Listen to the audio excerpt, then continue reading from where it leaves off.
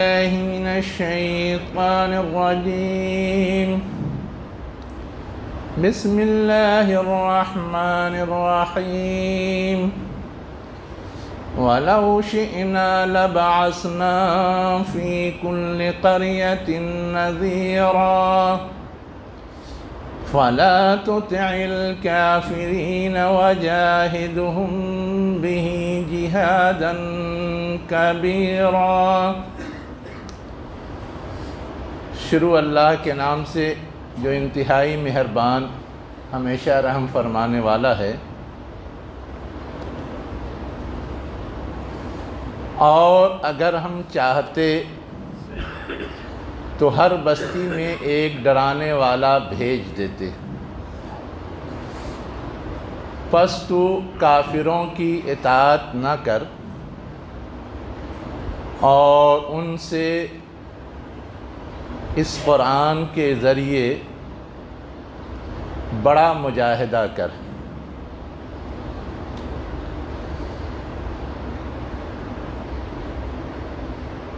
یہ سورہ فرقان کی آیات نمبر 51 اور 52 ہیں، جس میں کہا گیا ہے کہ لوگوں کو غلط انجام سے بچانے کے لیے اللہ تعالیٰ کی یہ سنت رہی ہے کہ وہ رسول بھیجے۔ اس وقت محمد صلی اللہ علیہ وسلم کو تمہارے درمیان بھیجا گیا ہے، وہ اللہ کا پیغام پہنچا رہے ہیں، تمہیں اس پیغام کو تسلیم کرنا چاہیے، لیکن تم تسلیم نہیں کر رہے ہو اور طرح طرح کے بہانے کر رہے ہو۔ ایسی صورت میں کیا وقت کا رسول اپنا کام چھوڑ دے، یا یہ کہ اسے اس کے باوجود اپنا کام انجام دینا ہے؟ یہاں یہ کہا گیا کہ اے رسول، ان کے مطالبوں کے چکر میں نہ پڑیں، ان کے اعتراضات اور شکایات کے چکر میں نہ پڑیں، آپ اپنا کام کیے جائیے۔ یہ سادہ سی بات ہے جو ان دونوں آیتوں میں کہی گئی ہے، لیکن کیوں کہی گئی، تھوڑا سا یہ بھی ہمیں اور آپ کو سمجھنے کی ضرورت ہے۔ یہ بات سب سے پہلے کہی گئی کہ اگر اللہ چاہتا تو ہر بستی میں ایک ڈرانے والا بھیج دیتا۔ کیوں ہر بستی میں ایک ڈرانے والا نہیں بھیجا اور ساری دنیا کے لیے ایک ہی رسول بھیجا؟ ذہن میں ایک سوال آتا ہے۔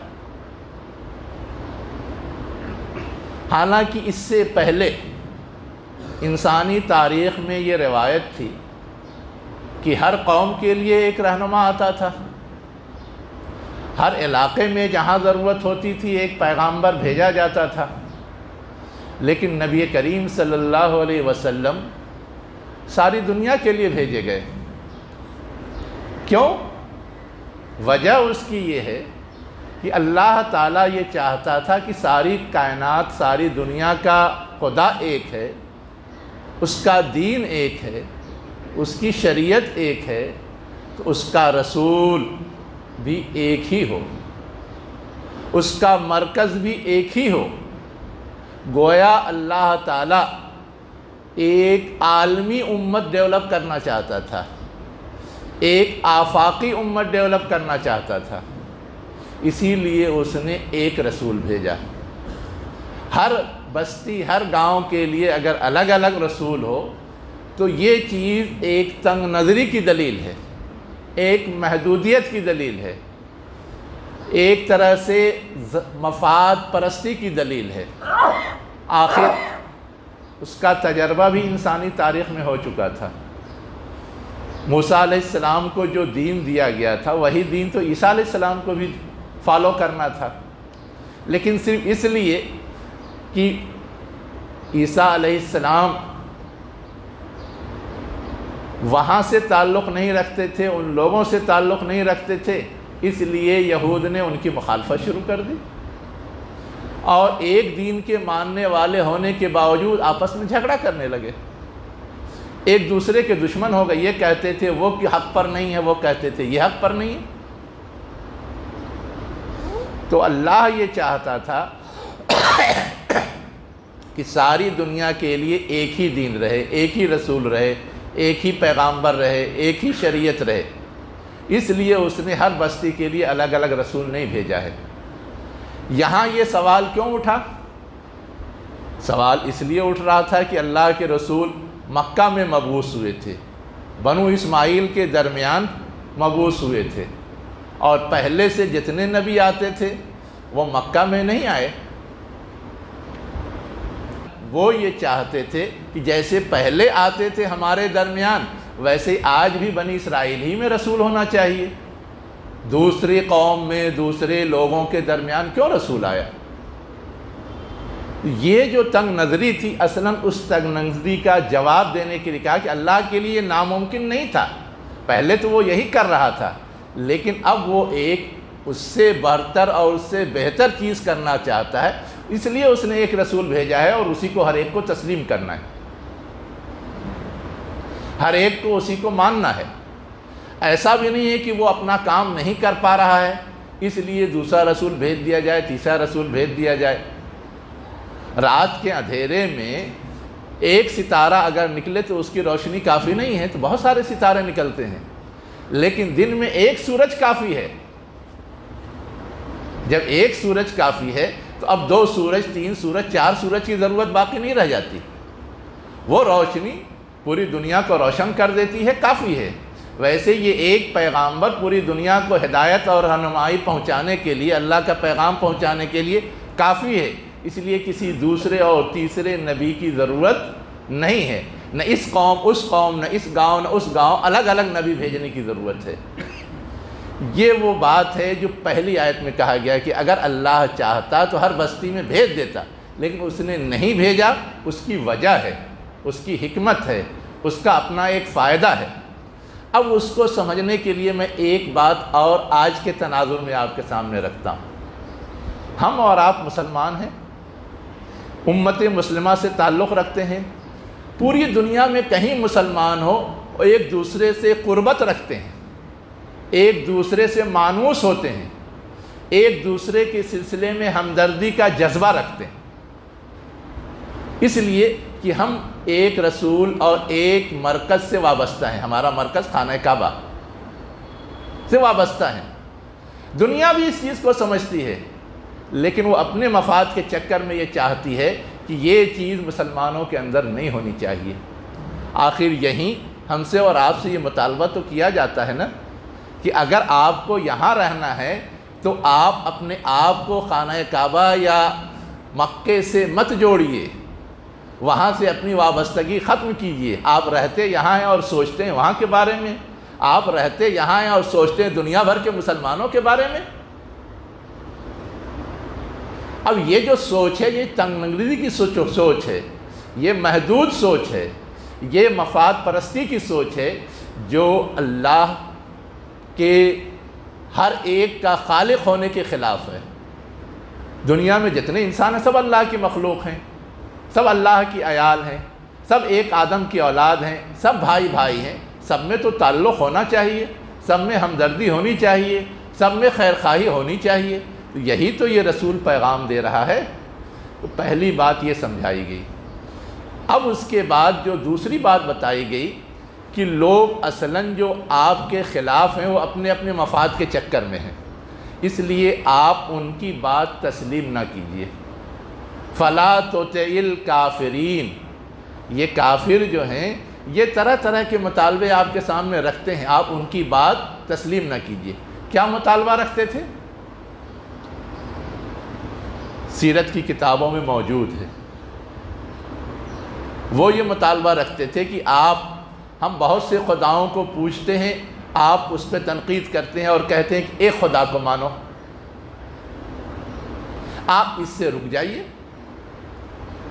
مکے کے سرداروں کا وقت آپ سے آ کے ملا اور یہ کوشش کی کہ آپ ہمارے خداؤں کو برا بھلا کہنا چھوڑ دیجئے، صرف آپ اپنے جس خدا کو مانتے ہیں ان کی عبادت کیجئے تو ہمارا آپ کا جھگڑا ختم ہو سکتا ہے، کمپرومائز، مصالحت۔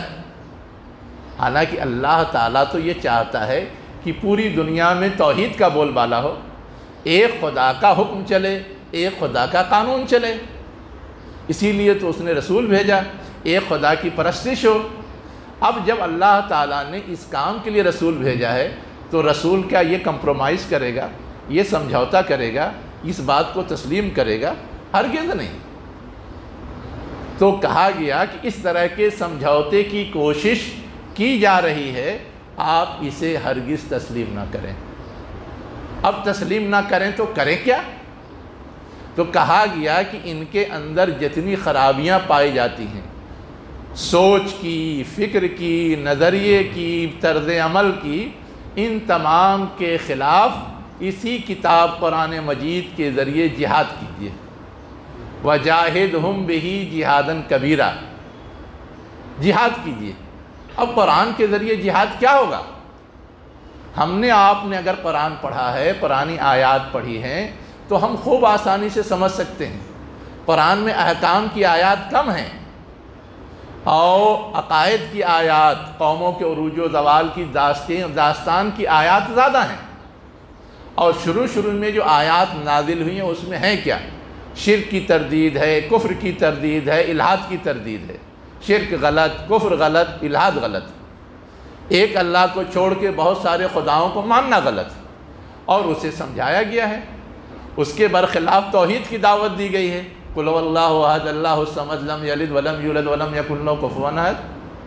اسی طرح دنیا کے لوگ دنیا پرستی کا شکار تھے، اس کے بجائے آخرت کی طرف توجہ دلانے، آخرت کے انجام سے ڈرانے کی بات کی گئی ہے، اور آخرت کے تذکرے ہیں بہت ساری صورتوں کے اندر۔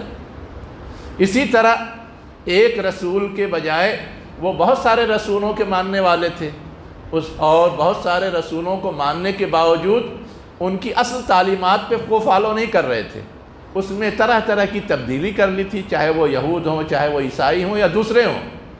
ان کو کہا جا رہا ہے کہ ایک ہے اصل تعلیم، ایک ہے اصل پیغام، اس کو مانو جو اس کتاب میں آ گیا ہے۔ اس سے پہلے جتنی کتابیں تھیں سب تم نے بدل ڈالی، سب میں تم نے تبدیلی کر لی ہے، یہ بتایا گیا ہے۔ اسی طرح ان کے اندر طرح طرح کی اخلاقی خرابیاں پائی جاتی تھیں، ان اخلاقی خرابیوں پہ مکے کے اندر جو آیات نازل ہوئی ہیں یا صورتیں نازل ہوئی ہیں اس پہ تنقید کی گئی۔ وَيْلٌ لِّكُلِّ هُمَزَةٍ لُّمَزَةٍ، مکی ہی سورہ ہے نا۔ أَرَأَيْتَ الَّذِي يُكَذِّبُ بِالدِّينِ فَذَلِكَ الَّذِي يَدْعُو الْيَتِيمَ وَلَا يَحُضُّ عَلَىٰ طَعَامِ الْمِسْكِينِ، یتیموں کو دھکے دے کے بھگا دیتے ہیں، بھوکوں کو کھانا نہیں کھلاتے، ان کو کھلانے پہ ابھارتے نہیں ہیں، وغیرہ وغیرہ۔ تو اب یہ سب جو بد اخلاقیاں ان کے اندر پائی جاتی تھی، اس کے سدھار کی تعلیم دی جا رہی تھی اسی قرآن کے ذریعے۔ ویسے ان کے ہاں شفاعت کا تصور پایا جاتا تھا، اس کے ذریعے اس کے ذریعے بیڑا پار ہو جائے گا، ہم بچ جائیں گے، چاہے کچھ بھی شرارت کرتے رہیں، کچھ بھی برائی کرتے رہیں، کچھ بھی حرکت کرتے رہیں۔ تو ہم آپ غور کریں تو یہ نظر آئے گا کہ قرآن کے ذریعے جو سوچ بگڑی ہوئی تھی، جو عقیدہ بگڑا ہوا تھا، جو خیالات بگڑے ہوئے تھے، ان کی اصلاح کی کوشش کی جا رہی تھی۔ اسی لیے ہم یہ دیکھتے ہیں کہ اس طرح کی بحثیں مکی آیات میں، مکی صورتوں میں جو زیادہ تعداد میں ہیں، زیادہ پائی جاتی ہیں۔ اور پچھلی قوموں کے احوال سنا کر کے ان کو کہا جا رہا تھا کہ جو لوگ اس طرح کی خرابیوں میں مبتلا تھے وہ دنیا میں بھی تباہ و برباد کیے گئے اور عذاب کا شکار ہوئے، اور آخرت میں بھی اللہ کے یہاں پہنچ کر کے برے انجام سے دوچار ہوں گے۔ تو یہ جو بات تھی جو اللہ کے رسول کر رہے تھے، کہا جا رہا ہے کہ اسی کو اور بڑھا دیجئے، جہاداً کبیرہ، وہ کوشش جاری رکھیے، اور خوب سے خوب، زیادہ سے زیادہ، بہت زیادہ، جتنا زیادہ بھی کیا جا سکتا ہو۔ جہاد کبیر کی ایک تشریح تو یہ ہے کہ ہمارے پاس جتنی صلاحیت ہے وہ جھونک دیں اس کام کے لیے۔ دوسری تشریح جو کی ہے ہمارے مفسرین نے وہ یہ کی ہے کہ جتنے اینگل ہو سکتے ہیں، اگر وہ غلط تصور پیش کرتے ہیں تو ہم اس غلط تصور کو کاؤنٹر کریں، اگر وہ غلط اخلاق پیش کرتے ہیں تو ہم صحیح اخلاق پیش کریں، اگر وہ لڑتے ہیں تو ہم پھر ان کا مقابلہ کریں۔ ہر چیز کا احاطہ کرتا ہے جہاد، لیکن اس مخصوص ماحول میں جو چیز کہنی مقصود ہے وہ یہ ہے کہ وہ طرح طرح کے اعتراضات بھی کرتے ہیں۔ اسی سورہ کے اندر، یہ سورہ فرقان کی آیات ہیں، اسی سورہ کے اندر پیچھے گزرا ہے کہ یہ کفار و مشرکین قرآن پہ اعتراض کرتے ہیں کہ یہ گڑھا ہوا ہے، قرآن پہ اعتراض کرتے ہیں کہ یہ کسی سے سیکھا ہوا ہے، قرآن پہ اعتراض کرتے ہیں کہ یہ کیا کہتے ہیں پچھلوں کے قصے کہانیوں پر مشتمل ہے۔ اب اس طرح کے جو اعتراضات آتے ہیں تو ان کا جواب بھی تو دینا ہے، اس کا رد بھی تو کرنا ہے، یہ بھی جہاد کبیر میں شامل ہے۔ آج بھی اسلامی تعلیمات پہ طرح طرح کے اعتراض کیے جا رہے ہیں، روز کچھ نہ کچھ نیا شوشہ کھڑا کیا جاتا ہے، کبھی پردے پر، کبھی نکاح پر، کبھی آج آپ نے سنا ہوگا کچھ دنوں پہلے ختنہ بچوں کے ساتھ ظلم ہے، اس کے خلاف بھی ایک مقدمہ کیرلا کے ہائی کورٹ میں داخل کیا گیا ہے۔ ویسے ہی نابالغ کی نکاح ہو سکتا ہے یا نہیں ہو سکتا ہے، اس کو بھی غلط ٹھہرانے کے لیے پوری ایک مہم چل رہی ہے آسام کے اندر۔ اب یہ ساری چیزیں جو اللہ کے دیے ہوئے قانون کے خلاف کھڑی کی جا رہی ہیں، ہمیں اس کا منہ توڑ جواب دینا چاہیے۔ اسلامی تعلیمات کی روشنی میں، قرآن کی روشنی میں، وہ سب جہاد کبیر کا حصہ ہے۔ ہمارے جو بزرگان تھے وہ یہ کام انجام دیتے تھے، اور کبھی بھی وہ اس چیز میں جھجکتے نہیں تھے، ڈرتے نہیں تھے۔ میں صرف 2-4 مثالیں آپ کو دوں گا، آپ غور کیجئے۔ یہ قرآن ان کو پہنچانا چاہیے، یہ صحیح بات پہنچانی چاہیے۔ روایات کے اندر آتا ہے عبداللہ ابن مسعود رضی اللہ عنہ جب ایمان لائے تو اب بات ہو رہی تھی کہ ہم لوگ خود تو پڑھتے ہیں قرآن، کفار و مشرکین کو تو سناتے نہیں، ان کو تو پہنچاتے نہیں، ان کو تو بتاتے نہیں۔ تو یہ ہوا کہ خانہ کعبہ میں سنانا چاہیے، اور وہ گئے سنانے کے لیے، اور لوگوں نے ان کو مارا، پیٹا، زخمی کر دیا۔ صحابہ کرام جو ان کے ساتھی، انہوں نے حالات کی وجہ سے کہا کہ ابھی یہ قدم نہ اٹھائیے، لوگ ستائیں گے، لیکن پھر بھی وہ گئے اور کسی طرح بچ بچا کر کے آئے۔ تو پھر بھی لوگوں نے کہا کہ یہی برا نتیجہ ظاہر ہونے والا تھا، اس لیے ہم آپ کو منع کر رہے تھے۔ تو انہوں نے کہا کہ یہ جنہوں نے مجھے ستایا ہے، گرچہ وقتی تکلیف تو پہنچائی ہے، لیکن یہ میرے نزدیک اتنے پاورفل نہیں کہ یہ میری جان لے لیں، یہ آج بھی کمزور ہیں۔ جس ذات پہ میں ایمان لایا ہوں وہ جب چاہے ان کو پیس دے گا، اس لیے میں اس سے خوف کھانے والا نہیں۔ اسی طرح دنیا کی دوسری چیزوں کو لوگ بہت اچھا سمجھتے ہیں۔ ایک شخصیت تھی سوید بن صامت رضی اللہ عنہ کی، وہ حکیم لقمان کے بہت سارے اقوال جمع کیے ہوئے تھے، حضور کے پاس لے کے آئے کہ یہ بڑا اچھا کلام ہے۔ اللہ کے رسول نے کہا اس سے اچھا کلام، اس سے اچھی بات میرے پاس ہے، اور قرآن سنایا۔ انہوں نے سنا تو متاثر ہوئے، اور پھر انہوں نے ایمان قبول کر لیا۔ تو دنیا بھی بہت ساری چیزیں پیش کرتی ہے، لیکن اس کے مقابلے میں ہم قرآن پیش کریں کہ اس سے بہتر ہدایت، اس سے بہتر رہنمائی قرآن کے اندر ہے، ہمیں اس کو اپنانا چاہیے۔ ویسے ہی اگر وہ اعتراضات کرتے ہیں تو ان کا جواب دینے کی کوشش کریں، یہ بھی جہاد، قرآن کے ذریعے جہاد کا ایک حصہ ہے۔ کیسے حصہ ہے؟ بہت سارے نئے نئے مسائل اٹھتے رہتے ہیں، ان مسائل کا حل ڈھونڈنا یہ بھی تو ذمہ داری ہے اہل ایمان کی، مسلمانوں کی۔ حل ڈھونڈنے کے لیے ہمارے اسلاف کیا کیا کرتے تھے ہم اور آپ سوچ بھی نہیں سکتے۔ ابن تیمیہ رحمۃ اللہ علیہ کے سلسلے میں آتا ہے کہ قرآنی آیات پہ غور و فکر کرتے ہوئے وہ 100 تفسیریں پڑھ ڈالتے تھے، اور نہیں سمجھ میں آتا تھا تو اللہ کے حضور دعا کرتے تھے، یا معلم ابراہیم فہمنی، اے ابراہیم کے استاذ، ان کو تعلیم دینے والے، ہمیں بھی سمجھ دے دے اس کتاب کی۔ اور روزمرہ کی زندگی میں ہم کو اور آپ کو بھی مسائل کھڑے ہوتے ہیں۔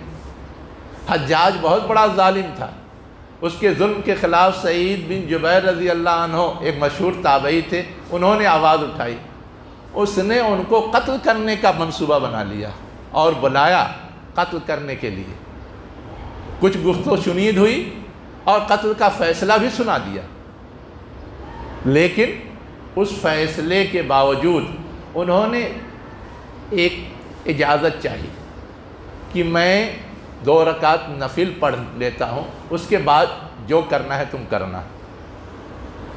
اس وقت بھی حجاج کو شرارت سوجی اور اس نے کہا کہ دیکھو قبلہ تو مغرب کی طرف ہے، تم کو مغرب کی طرف رخ کر کے نماز پڑھنے کی اجازت نہیں ہوگی، اگر مشرق کی طرف رخ کر کے نماز پڑھو تو اجازت دوں گا۔ تو سعید بن جبیر رضی اللہ عنہ کا ذہن فوراً گیا اور کہا کوئی حرج نہیں ہے، قرآن میں تو آیا ہے فَأَيْنَمَا تُوَلُّوا فَثَمَّ وَجْهُ اللَّهِ، جدھر بھی تم رخ کرو وہیں اللہ کا وجود ہے۔ اگر سمت نہیں معلوم یا کوئی مجبوری ہے تو ہم کسی بھی طرف رخ کر کے نماز پڑھ سکتے ہیں۔ اب اجازت نہیں مل رہی ہے، ایک دباؤ ہے، ٹھیک ہے ہم نماز جدھر رخ ہوگا ادھر ہی پڑھ لیں گے، اللہ جانتا ہے اللہ قبول کر لے گا۔ تو اس طرح کے ٹپیکل مسائل میں بھی ہمارے جو اسلاف تھے وہ قرآن سے فوراً دلیل ڈھونڈتے تھے اور فوراً اپنی بات کو جسٹیفائی کر کے تب اس پہ اقدام کرتے تھے، عمل درآمد کرتے تھے۔ ہم اور آپ سوچیں کہ کیا ہمارا یہ طرز عمل ہے؟ ہم قرآن پڑھتے ہیں، تلاوت کرتے ہیں، ہم سمجھنے کی کوشش بھی کرتے ہیں، ہم اس پر عمل کرنے کی بھی کوشش کرتے ہیں، لیکن یہ ساری چیزیں جہاد بالقرآن نہیں ہیں۔ اس کے آگے کی چیز ہے جہاد بالقرآن، کہ ہم نے یہ پڑھ لیا سمجھ لیا تو جو لوگ نہیں جانتے ان تک پہنچائیں۔ اسی طرح لوگ اگر نہیں سمجھ پا رہے ہیں تو کوئی اسی طرح کا اعتراض کر رہے ہیں تو اس کا جواب دیں۔ اسی طرح نئے نئے مسائل آ رہے ہیں تو اس کے لیے اسی قرآن سے اس مسئلے کا حل ڈھونڈیں۔ تو یہ سب جو کام ہے، یہ سب کام کرنے کے لیے تھوڑا توجہ، تھوڑی محنت، تھوڑی قربانی اور تھوڑا کیا کہتے ہیں ہم کو اور آپ کو ٹائم دینا پڑے گا، تب جا کر کے ہم یہ سارے کام بھی انجام دے سکتے ہیں۔ قرآن پہ طرح طرح کے اعتراضات کیے آریہ سماج کے بانی دیانند سرسوتی نے، لیکن ماں عنایت اللہ امرتسری رحمۃ اللہ علیہ نے اس کا جواب قرآن سے بھی دیا اور ان کی مذہبی کتابوں سے بھی دیا تاکہ اس کا منہ بند کیا جا سکے۔ تو آج بھی اگر اعتراضات آ رہے ہیں تو ہم کو اس کا جواب تیار کر کے انہیں دینا چاہیے۔ تو یہ وہ کام ہیں جو قرآن کے حوالے سے اپنے وقت میں اللہ کے رسول اور صحابہ کرام اور اسلاف نے کیا تھا، آج ہمارے ذمے ہے۔ قرآن پہنچانے کے لیے ہم ایسے ہی عربی پہنچا دیں گے تب تو لوگ نہیں سمجھیں گے، اس کا ترجمہ ہر زبان میں کر کے پہنچائیں، لوگ سمجھیں گے۔ لیکن آج بھی ہندوستان میں جتنی زبانیں پائی جاتی ہیں ہر زبان میں ہم نے قرآن کا ترجمہ نہیں کیا ہے، ترجمہ کر کے پہنچائیں۔ تو اس طرح کی بہت ساری چیزیں ہیں جس پر ہمیں سوچ کر کے کچھ اقدام کرنے کی ضرورت ہے، تبھی ہم جہاد بالقرآن کا حق ادا کر سکیں گے، یا جو جہاد کبیر کا مطالبہ کیا ہے اس کو پورا کر سکیں گے۔ اللہ مجھے بھی اس کی توفیق دے، آپ کو بھی اس کی توفیق دے۔ اقول قولی ھذا واستغفر اللہ لی ولکم اجمعین برحمتک یا ارحم الراحمین۔